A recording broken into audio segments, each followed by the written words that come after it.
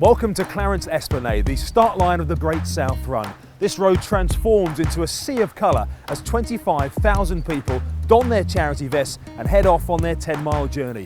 As you start, you look to your left, you have a beautiful view across to the Isle of Wight, and straight ahead of you, the Portsmouth Naval Memorial, and in the distance, the mighty Spinnaker Tower. This is where it all begins.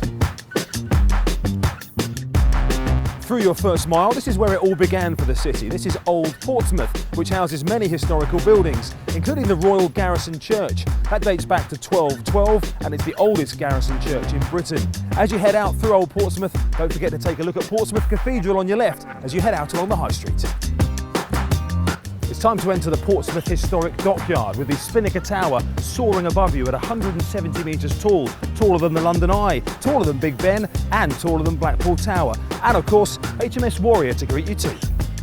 In probably the most unique part of the Great South Run course, you're granted special permission to run past some of the Royal Navy's current ships and some of the most famous from history as well. Here's HMS Victory, Nelson's flagship of course, from Britain's greatest naval victory at the Battle of Trafalgar. You'll also spot the Mary Rose Museum, which opened in 2013. It houses Henry VIII's flagship, which sank in 1545. It was raised from the Solent in 1982, and it's now housed in this museum. Well worth a visit. After exiting the dockyard, you pass the impressive gate to the naval base, and then straight ahead of you will be the beautiful St John's Cathedral, which suffered bomb damage to its stained glass windows during the Second World War. As you head back towards Southsea Common, you're just through halfway. You've come via Western Parade, which was the birthplace of Peter Sellers, the Queen's Hotel, another landmark to look out for, and you'll get a second glimpse on your right of the Portsmouth Naval Memorial. As you come towards the 6-mile point, you'll get your first glimpse of South Parade Pier, which was used as an area for the D-Day landings in the Second World War in 1944. It's even survived 3 fires, the most recent of which during the filming of the rock opera Tommy in 1974.